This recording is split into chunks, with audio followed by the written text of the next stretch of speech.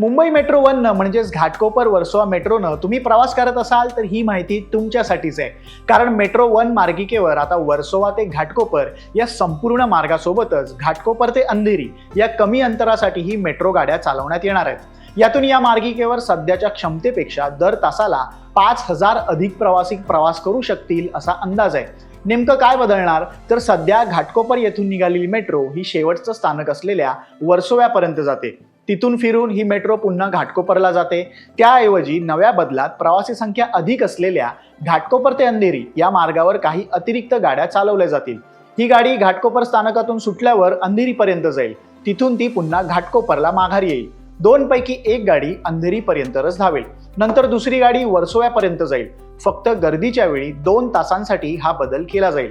याचं कारण म्हणजे सद्यस्थितीत या मार्गिकेवरती 88% प्रवासी हे केवळ घाटकोपर ते अंधेरी या दरम्यानच प्रवास करतात. यातूनच या स्थानकांचं महत्त्व लक्षात येतं. गर्दीच्या वेळी या छोट्या फेऱ्या ठेवल्यामुळे 2 मेट्रोमधील कालावधी कमी होईल आणि गर्दीचं नियोजन करण्यात मदत होऊ शकेल.